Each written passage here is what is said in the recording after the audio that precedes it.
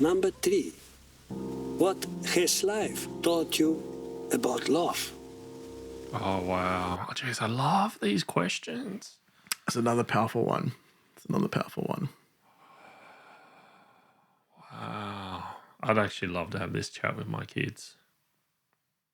Wow. You know, I do a yearly video separately. So my personality system is a couple questions that you need to answer to be assessed as a whatever type. So I answer those questions yearly as a bit of a time capsule. And to be honest, I don't really get much value from them. I find them quite boring.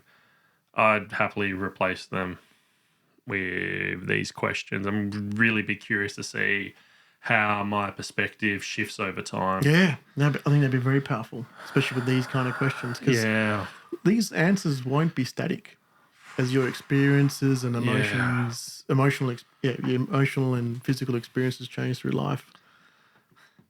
Man, I'm like, in my head, I go, if you asked 100 random people on the street these 3 questions, who would actually have an answer loaded on the spot or could bullshit one on the spot? And I reckon it might only be 10 out of 100. If that. Yeah. If that. Yeah, but out of the 10, they're bullshitting. There's only be like 1 out of the 100 that actually has something similar processed. Yeah. I mean, I consider myself, I mean, I don't sit down and like dwell on thoughts every night, but I consider myself an emotionally mature person, and like this stuff, I just don't have any airspace on. I feel like there's an opportunity here.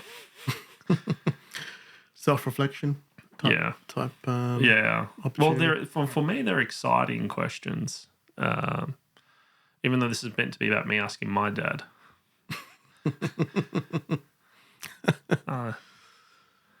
Yeah.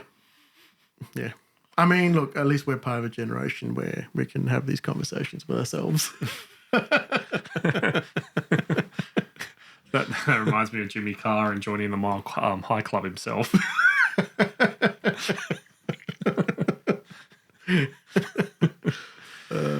Good times. You ready? Number 4. What are the 3 most important values in life? Oh, wow. That's another big one. Yeah? Stemming from the loved one. Yeah, absolutely.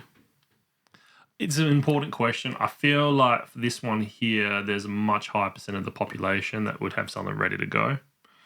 And like, for example... Yeah, but to your point, have they truly reflected on what those values mean from a day-to-day perspective and how they live their lives according to that?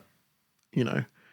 I mean, for example, I participated in a session where it was about shared values and top values, right? Yeah. Everyone says family. Yeah, exactly, right? But the way the question was worded was interesting. It actually asked, what are the shared values you apply both in your family and personal life and work? So... And then suddenly people go cheating. Yeah. But then you go, is family... Not that we do that. Yeah. But then people, you ask yourself, is family a value? Yes, you love your family, but then what's the basis of that? Yeah. Love, respect, teamwork, etc. And it was interesting because, like you said, everyone writes family. Yeah. And then the conversation stops there. And you can't really explore that any further. Yeah. Yeah. And that was my point, that you're right, everyone could easily answer this. But again, I think where I'd like to take that conversation is the doormat thing we said before. What versus how? So what is family? Don't be a doormat. How is family your most important value? What are you doing to honour that? And I think that's where for a lot of people it's going to fall short. And they're going to say things like, well, I go to work, I work really hard and sacrifice myself so family can do things. And I'm going to take a contentious hot take here. That's not supporting family.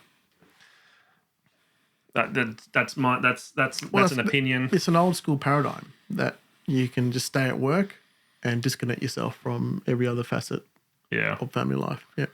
Yeah.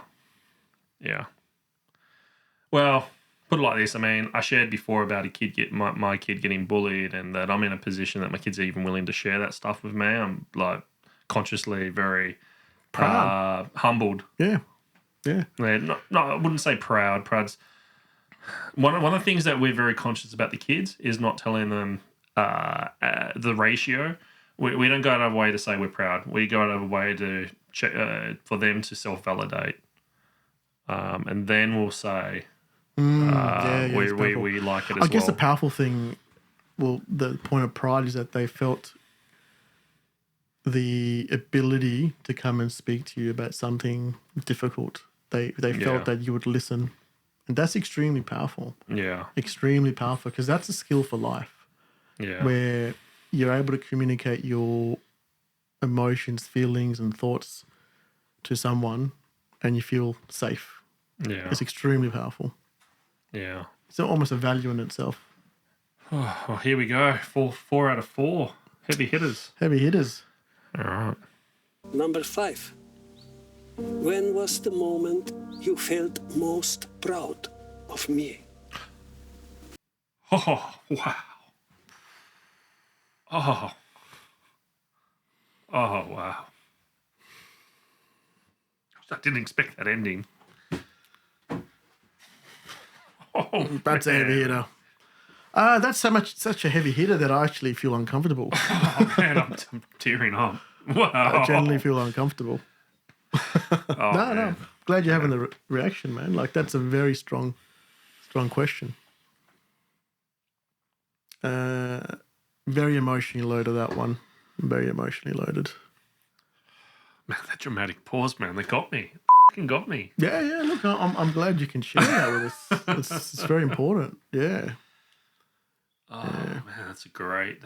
This is my favorite. This is my favorite question out of the lot. And wow, This is it's so heavy hitting. It's an instant stop. Like, yeah. yeah. I don't want to speak on your relationship because it'll be what it is. I feel very confident in mine that regardless of that there was a disconnection in the past, there would be an instant answer here. That's the irony of the situation. I know for them that they're proud, and I think in many ways that proud is also lent to a bittersweet jealousy. You know, it's like every father wants. Well, many fathers want their kid to do better than they did, but the reality of that happening is still it's an ouch moment. They struggle with that. Yeah. Well, I guess for so long, between 20 to 60, you're a breadwinner of some sort, whether it's for your kid or for the household that you're in. You're a breadwinner, and now you're transitioning to be brutal, it has been. Yeah. It's like the line being replaced. Yeah. Yeah. Wow. Definitely a powerful question, man. Yeah. It really resonated. Yeah. Well, again, like, I would love to have these type of conversations with my kids, and I'm going to be, because they're not questions. These are things that should be talked about more often. You know, we had a video early on about a healthy, desirable parent-child relationship, and I personally believe talking about these type of things openly, transparently is a healthy and desirable. 100% agree. And it's so rare that I think it's a privilege now. Yeah. And if you can give your child that, I think you're setting them up for life. Yeah. You know. Wow. Man, if this is number 5, what the hell comes next? You ready? Yeah, sure. Well,